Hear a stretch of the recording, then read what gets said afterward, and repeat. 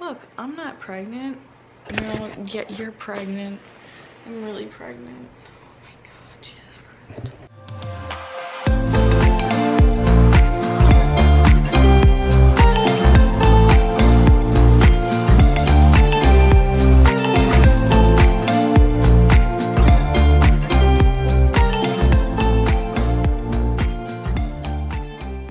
I just do not feel safe at all. What if you found out Damon cheated on you? Whether I got the vaccine, will I get the vaccine? We are all recovering addicts and we're all doing great. Looking back, I think, wow, that really was a lot, huh? Like for such a young age to go through all of that. Are you scared of stretch marks and your body being different after the baby? Will you raise your son on a plant-based diet or will you let him choose? There is a lot of intrusive questions in here, I'm not even gonna lie. If I'm out of breath, I'm really pregnant, 8 months pregnant right now. And you know, living life has me out of breath. Anyways, I asked you to ask me some extremely intrusive questions and you guys came up with some really good ones. Ones that I'm a little scared to answer, but I'm gonna answer them anyways. I'm gonna go through, try and answer as many as I can, try to be as honest as possible. These are probably the most intrusive questions that I have answered, and I will be talking about the big B as well. So some of them are like kind of normalish and some of them are intrusive. I might get hot too right now. I'm like hot, I'm cold, I'm hot, I'm cold. Welcome to being 8 months pregnant, just all of the things. First question is, was anyone unsupportive of our pregnancy and how did we handle it? Off the top of my head, I cannot think of anyone in our current life that was publicly against us, you know, being pregnant, but I will say that there was a few people online who like questioned why we were having kids before marriage, or what made us think that we were ready to have kids, or like they kept saying kids having kids. I don't know if anybody knows, but I am almost 30 years old. I'll be 29 in about a month. So I'm not a kid. I've been through a lot. I'm an adult and I'm ready to have children. But that was, I think, the extent of that. Are you scared of stretch marks and your body being different after the baby? So I wouldn't use the word scared. As of now, not many major changes aside from my huge stomach. I just genuinely attribute that to taking care of myself. I do know that like your skin can get really bad and that your hair doesn't feel as thick as it did when you're pregnant, because when you're pregnant your hair is like growing like crazy, your skin is glowing, and then your hormones plummet. So I think that is honestly the biggest thing that I'm worried about, is my skin and my hair. Not worried necessarily, just I have really liked how my hair has felt my entire plant-based journey and how my skin has been, so a little nervous to see if I'm gonna have issues with that. Hopefully I don't have any major issues, but if I do, whatever. Stretch marks, no, I'm not scared of them. I know plenty of people with stretch marks and I don't see them any differently. I know plenty of people, I have stretch marks on my hips already in my butt. They don't bother me, so I don't think if I had some on my stomach they would bother me either. I don't know, I've got like blemishes and scars and things already, so maybe I'm just used to that. Not something I'm scared of, and I think it will be so worth it anyways. So there's a lot of questions asking about our opinion, or my specific opinion on the vaccine, whether I got the vaccine, will I get the vaccine. So as of now, I do not have it. I am pregnant, so that kind of sketches me out. I am neither for nor against vaccines in general. I think it's a very personal choice, and I think as of now I'm not educated enough to have a very specific opinion on this COVID vaccine. I don't judge anybody who has gotten it or who has not gotten it. You know, pharmaceuticals in general sketch me out just because, so I will say maybe I do lean more towards being against it, but I'm not going to say that I will never get it, but I am currently not going to get it. So that's my stance on it currently. Maybe that's a boring stance, but again, so I'm neither like here nor there with it, but I currently don't have it and I don't plan on getting it. But I'm very open-minded, and I also know that there might be like travel restrictions that I won't be able to travel if I don't have it, so maybe I will just end up getting it. If I can't travel, I'm not 100% sure. sure. Okay, what do you say to people who assume your veganism is an eating disorder? So I haven't had anybody really assume that. I would say that I had people assuming that prior diets that I was doing were eating disorders, because they were, but I would always confront them and come back at them and say like, no, that's not true. But I can totally see where people would come off thinking that veganism is an eating disorder, you know, just because it can seem restricted to some people to not eat meat and dairy, or to not, you know, have foods that have those things in it. But, you know, I don't know. I think that people judge based off of their own feelings. So I think anybody who's going to judge you, especially with something as harsh as accusing you of having an eating disorder, which is a very serious thing, I think that means that they have something going on internally themselves. That's what I always take it as. Whenever someone pushes off on you negativity or bad energy, or says something bad about your lifestyle, your choices, especially if it's a good and wholesome and healthy choice, it usually means something is going on with them personally. So I think if anybody were to ever in my immediate life come at me in that sense, I mean, it's been 8 years now, so I think people kind of know like it's just how I live.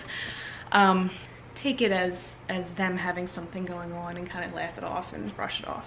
What if you found out Damon cheated on you? That's a good one. Right now, if like right in this moment I found out Damon was cheating on me, I would have no energy to put towards it, and I would literally just say, you have to go away right now. I don't know. I would say like, maybe we'll deal with this later, but as of right now, I can't have you in my life, because I'm gonna have a baby in a couple weeks, and that's what I'm focused on.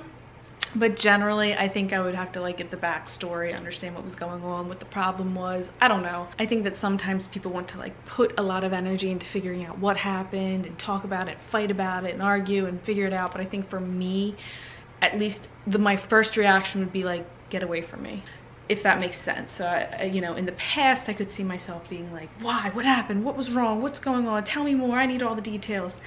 But in the current mindset that I'm in, I literally would just probably say, you know, we need to cut ties. How would you guys handle? I mean, I don't think Damon would ever do that, but you never know. How did you get rid of your breast implant scars? So I don't believe I ever said that I did get rid of them. I still have like very faint scars underneath right here. Yeah, I don't think I ever said that I got rid of them. They're just there and they're not bad.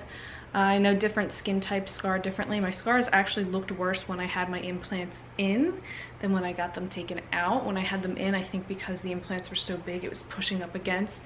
They were very hard and red, and then once I got them taken out, the inflammation went down. I don't know. And now they're just, I don't know if I can really show you. And that, I got them double cut under there. I'll do like a close-up of them afterwards, but they're just like these little faint scars. I don't care. I mean, I don't really notice them that much. But I will say they got a lot better once I got the implants actually taken out. And that was after being cut open, sewn shut. When I got them put in, cut open, taken out, sewn up again. So it was like a 2-time cut on there. So like, oh God, it still creeps me out. Damon stopped being vegan. Would you still make him meals cooking with animal products? So I would still make him meals for sure, but they would be vegan. If Damon wanted to not be vegan, that would be perfectly fine. I don't think he would ever do that. I would be disappointed. But I would not let him be non-vegan. But we wouldn't buy, like I wouldn't buy vegan, non-vegan food. We wouldn't keep it in the house. Things like that. So if he wanted to like go eat meat, dairy out in the world, sure. But no, I would not be cooking him non-vegan food. I would still cook for him though. Just not non-vegan stuff. Okay, next question. How hard is your OCD? I'm gonna be honest and say that it's like the hardest part of my life. I think it's one of the most controlling things and one of the most irritating things, because I genuinely know how ridiculous sometimes I am. Sorry, I'm getting hot again. I gotta take this off. I genuinely know how ridiculous it is, and it's like sometimes I just want it to go away, and that's just not how it works. So it's very frustrating. Of course, it's 1,000 times better than it was in the past, but I still have so much to work on, and it does take a lot of energy. I will say that living on the bus, really pushed me. And I know we were only there in the bus for like 2 or 3 weeks, but being on the bus in such small quarters with Marge, with Damon, really pushed me out of my comfort zone with my OCD that I have. So my OCD has a lot to do with, you know, certain things. I can't even describe it.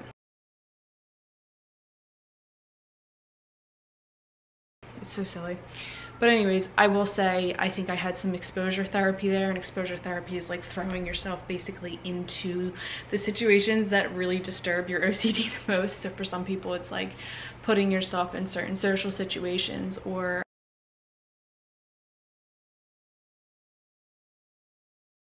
whatever your OCD triggers are, you kind of put them in your own face and you're like forced into dealing and coping with them. And I had to do that for like 3 weeks. But it was so easy because it was so much fun, but at the same time I was dealing day to day with certain triggers of my OCD. And it just felt good to like push myself a little, let go. And I feel like I really benefited from it. So it's hard, but it's interesting to learn more about, and it's interesting to heal slowly but surely. And it's taken a while to get to where I'm at now with my OCD, and I know it's going to be a long journey, you know, but hopefully a steady incline towards healing. But it's hard. So that's my answer to that one. It's definitely hard. Can your program work if I'm not 100% vegan? Of course I can. If you decide not to eat 100% vegan, that is entirely up to you. So I do teach more of plant-based, intuitive eating, food combining, digestion, healing. I try to aim for the time that we spend together for you to be mostly vegan, just because I want you to see and feel what it feels like to cut out meat and dairy and refined junk food almost entirely, just so you can get the feeling of what it feels like. But at the end of the day, it's up to you whether you want to include some meat, some dairy, none at all, once a week. It's a personal choice, and one that I respect anybody's decision. I am vegan. I am full on for veganism. I do wish that everyone would go vegan, but I know it's not realistic. How you coped when your dad was going through it? And the person said, I think you said he struggled with drugs. So my dad has struggled with drug addiction my entire life, and since he was a teen. So, you know, when I was younger, I didn't really know what was going on. I knew something was wrong, but not exactly what. As I got older, I understood more. And then the last time that he was using heavily was the biggest time that I saw in my face my dad using drugs. And I was like, whoa. And how I coped with it, honestly, I think because I was so much older and because all of my siblings and I were on board with it, we all were able to talk to each other about it, and understand that our dad is an adult and he's going to choose what he's going to choose. He's going to do what he's going to do, and while it might make us feel sick and worried, you know, we had to stay hopeful. We just had to be there for him if he needed us, keep our distance when we needed to, and focus on ourselves, our lives, each other, our nieces and my nieces and nephews, their kids. Like, we have a lot of good going on. So in the moment it was like, let dad be an adult. And my dad was an adult, and my dad got treatment, and he ended up going vegan, and he has been sober since. Probably about 4 years that he's been sober and doing his thing, and my dad is genuinely the best person that I know. Like, he's a great man, and just happy to see him doing so well. And I've never been closer to my dad my entire life, or talked to him more, or felt more love from him than I have right now. So it was genuinely hard growing up with, you know, parents who were addicts. I lived a good life. I had a great life. I'm not saying that I had anything terrible going on, but it was hard. It was hard, and looking back, I think, wow, that really was a lot, huh? Like, for such a young age to go through all of that. And then when I was, you know, in 7th or 8th grade, so I was around 11, I think, my dad had stage 4 cancer. That was huge. Just a lot. I think we've all been through a lot, me and my family, and I'm just glad to have them. I'm glad that now we are all at a place of good health, because you guys might know this or not, but we're all addicts as well. All 4 of my siblings, both of my parents. We are all recovering addicts, and we're all doing great, and that makes me feel really good. each of us has individually gone through treatment or treatments, and made our way, and we're all just rocking it right now, and it makes me very happy. I would love to know if you and Damon ever went through a rough patch, and how did you get past it? Me and Damon have been through several rough patches, especially at the very beginning of our relationship, solely due to me. Damon was very young when I met him, but mature, and I was in a very bad spot with my mental health, with my drinking, with my eating disorder, and you know, I just was not in a very good place, but I was trying to be in a good place, and I knew somewhere that I wanted him, but at the same time I was treating him very poorly. So it was me, it was entirely me. Root cause of the problem was me, which is okay, because I just had a lot of learning and healing to do, and I'm very grateful and very lucky that he stuck through all of that and stuck around. But what happened was we had a huge big blowout at one point, again due to me, and I thought, you know, I'll take him back when I want him back. And I think it was a couple months, and I said, you know, I'd like to meet up and talk. And I remember him texting me and saying, I don't think I want to see you, and that scared me. And I literally was like, oh my god, I'm gonna lose him. Like, I'm going to lose the best person in my life right now, because I think that I run the show and I think that I'm the boss. And you know, when in reality I knew deep down I was the root cause of all of our problems. And Damon, as everyone knows, is the epitome of the sweetest, most kind, amazing person that you could ever even imagine. Like, you can't, he's one of those people where you don't even understand his kindness. Like, you can't wrap your head around how someone can be that genuinely nice and good. He's just great. He's just a great, nice person. Anyways, so I ended up just breaking down and telling him, like, look, Damon, I want to admit that I am the problem and have been the problem. Sorry, I'm like rubbing my stomach right now. That I have been the problem this whole time, that you have never once done anything wrong to me, and that I have made all of our issues basically up because of my own mental health struggles and whatnot. So that was kind of how we worked through that. And then since then I have done some serious self-work and still have some serious self-work to do. He reminds me every day of who I want to be. I want to be a good person, I want to be a nice person, to him and to, you know, the people that I love the most, and to everyone in general. And he's just that constant reminder of that. So that was kind of how we got over it. So I don't know what, you know, you're going through right now, but finding that root cause and being honest about it. And so for us, it was me and my problems, and thankfully he was, you know, open to sticking around through that process, because I think we really did love each other then, and we of course love each other now so much. And I think he really wanted this, and I really wanted it. But just realizing that, you know, realizing what the true root cause of the issue is. So sometimes you can blame yourself, or you can blame the other person, and it's like a lie basically. So look at your relationship and think, am I the problem? Is he or she the problem? And what can we do to fix it? Can we fix it? Those kind of things. Just honesty in what is actually going on. Oh, this question, can you tell about the troubles with the bus? So as of now, no, I can't, because I don't feel very safe even talking about it, just because of what went down with the whole situation. I just do not feel safe at all in the moment, like talking about it. I'm like super sketched out by the entire thing that went down, but like with having a baby and starting this family, like I just don't even want to go there. It's not something I want to get into right now.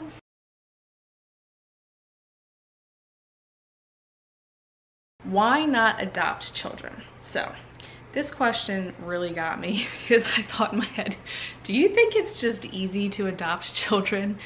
It's not like you just go and pick one out and you're like, oh, I'll have that one, and then you go home with your baby.